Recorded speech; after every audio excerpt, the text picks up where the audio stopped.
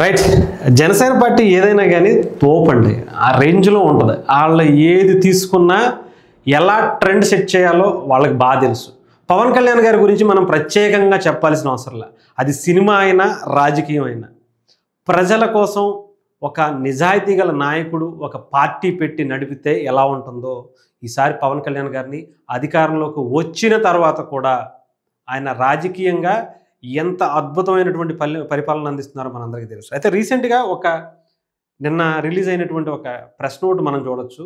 సుపరిపాలన మొదలై ఏడాది, పీడ విరగడై ఏడాది, 4వ తేదీన పండగల నిర్వహణ, సోషల్ మీడియాలో విస్తృతంగా ఈ వేడుక డిజిటల్ క్యాంపెయినింగ్, సంక్రాంతి దీపావళి కలబోసినటువంటి వేడుక చేసుకుందాం అని చెప్పి రిలీజ్ చేశారు. ఆంధ్రప్రదేశ్లో రాష్ట్రంలో అరాచక పాలనను సాగించిన వైఎస్ఆర్సీపీ మూకలను రాష్ట్ర ప్రజలు తరిమివేసిన ఏడాది పూర్తయింది.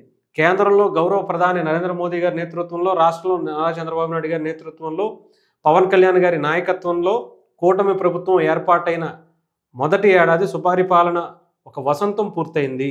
ఈ శుభ తరుణాన్ని పురస్కరించుకుని పండుగలా చేసుకుందామని జనసేన పార్టీ అధ్యక్షులు పవన్ కళ్యాణ్ గారు పిలుపునిచ్చారు.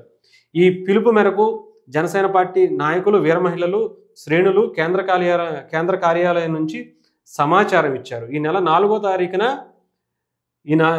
4వ తేదీన సంక్రాంతి దీపావళి పండుగ కలిపి చేసుకుందామని, ఈ వేడుకల గురించి సోషల్ మీడియాలో పోస్ట్ చేయాలని, సామాజిక మాధ్యమాల ద్వారా విస్తృతంగా డిజిటల్ క్యాంపెయినింగ్ చేపట్టాలని దిశానిర్దేశం చేశారు. సుపరిపాలన మొదలయ్యి ఏడాది అనే పేరుతో 4వ తేదీ ఉదయం వాకిళ్లలో రంగుల హరివిల్లులు అలంకరించి మహిళలకు ముగ్గుల పోటీలు నిర్వహించాలని సూచించారు. పీడ విరగడై ఏడాది అయిన సందర్భంగా సాయంత్రం దీపావళి మాదిరిగా దీపాలు వెదిరించి టపాసులు కాల్చాలని తెలిపారు. ఆ దృశ్యాలను సోషల్ మీడియాలో పోస్ట్ చేయాలని స్పష్టం చేశారు. నిజంగా పవన్ కళ్యాణ్ గారు ఏదైనా ట్రెండ్ సెట్ చేస్తారంతే. వైఎస్ఆర్సీపీ గత 5 ఏళ్లుగా రాష్ట్ర ప్రభుత్వంలో ఉండి గత ప్రభుత్వం రాష్ట్రంలో ఉన్నటువంటి ప్రజల్ని ఏ రకంగా ఇబ్బంది పెట్టిందో మనందరికీ తెలుసు.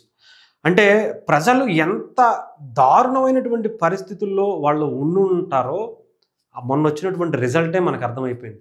151 స్థానాల నుంచి 11 స్థానాలకి కనీసం ప్రతిపక్ష పాత్ర కూడా లేకుండా ఏ నోళ్ళైతే ఇష్టం వచ్చినట్టు వాగి ప్రజల్ని, నాయకుల్ని, రాష్ట్ర ప్రతిష్టని దిగజార్చారో అన్నిటికీ బదులుగా ప్రజలు ఇచ్చినటువంటి తీర్పు ఇచ్చి రేపు 4వ తారీఖుకి సంవత్సరం కాబోతుంది.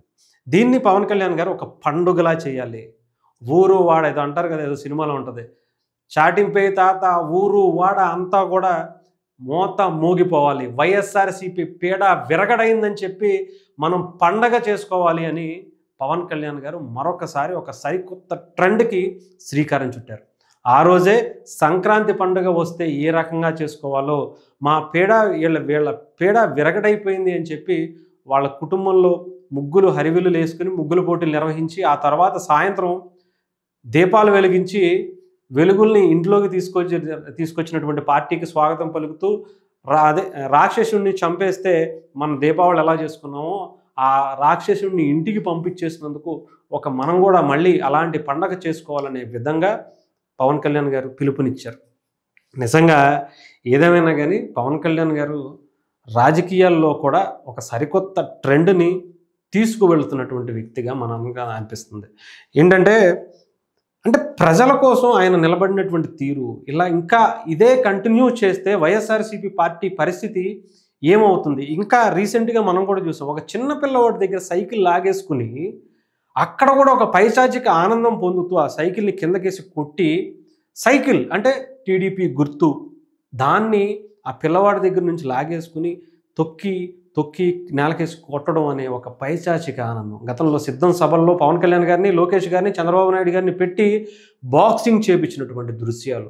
అంటే ఇలాంటి నాయకుల్ని మనం తరిమి కొట్టాలి అనే పవన్ కళ్యాణ్ గారు నినాదించి రాష్ట్రంలో ప్రజలందరినీ మేల్కొల్పారు. ప్రజలు కూడా విసిగి వేసారిపోయి ఉన్నటువంటి ప్రజలు దానికి అద్భుతమైనటువంటి రిజల్ట్ ఇచ్చి వాళ్ళని ఇంట్లో కూర్చోబెట్టారు. 11 స్థానాలకి పరిమితం చేసి మీరు కనీసం అసెంబ్లీకి కూడా రానటువంటి పరిస్థితికి ప్రజలు తీసుకొచ్చారంటే ఆలోచించాలి. ఎంతో ఉన్నతమైనటువంటి రాజకీయాల్ని భ్రష్టు పట్టించి అసలు ఆంధ్రప్రదేశ్ రాజకీయాలు అంటేనే చిరాకు పుట్టించే విధంగా, అసెంబ్లీ సెషన్ అంటేనే రోత పుట్టించే విధంగా, అసలు ఆంధ్రప్రదేశ్లో రాజకీయ నాయకులు ఎమ్మెల్యేలు అంటేనే బూతులకి లేదంటే ఇష్టం వచ్చినటువంటి దారుణమైనటువంటి మాటలకు ఒక బ్రాండ్ అంబాసిడర్లుగా గతంలో తయారైపోయింది. అలాంటి వాళ్ళందరినీ మనం చెత్తనంత తరిమేసి పక్కన కూర్చోబెట్టాం. వాళ్ళకి రాజకీయ భవిష్యత్తే లేకుండా ప్రజలు తీర్పునిచ్చారు. ఇలాంటి సందర్భం కదా మనం పండగ చేసుకోవాల్సింది, ఇది కదా అసలు సిసలైనటువంటి పండుగ. ఒకప్పుడు మనం పండగ ఎందుకు చేసుకుంటామంటే రాక్షసుల్ని, అలాంటి కార్యక్రమాలను, ప్రజల్ని ఇబ్బంది పెట్టేటువంటి ఎంతోమందిని దేవుళ్ళ రూపంలో వచ్చి మంట కలిపేసి వాళ్ళని పక్కన కాల్చేసి వాళ్ళని చంపేసిన తర్వాత పండగ చేసుకునేవాళ్ళం. అలాంటి పండగ మరొకసారి వచ్చింది. రాష్ట్రాన్ని, రాష్ట్ర ప్రజల్ని, రాష్ట్ర అభివృద్ధిని, ఎంతోమంది యువత జీవితాలని గంజాయి బారిన పడేసి, ఎంతోమంది కుటుంబాలను రోడ్డు మీద పడేసి,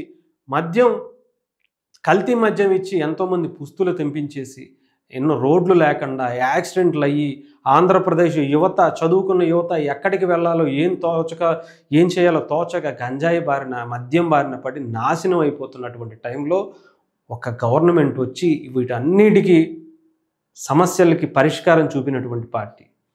అది ఏడాది అయ్యింది కదా మనం ఇది పండగ చేసుకోవాలని చెప్పేటువంటి కార్యక్రమం పవన్ కళ్యాణ్ గారు మళ్ళీ తీసుకొస్తున్నారంటే ఆలోచించండి. ఆయన ఎంత బలంగా ప్రజల గురించి, ఇలాంటి ప్రభుత్వం మళ్ళీ వస్తే ఏం జరుగుతుందని చెప్పటం గురించి కావచ్చు, ఆయన తీసుకునేటువంటి అన్నీ కూడా ఒక ట్రెండ్ సెట్టర్గా మరొకసారి చూపిస్తుంది.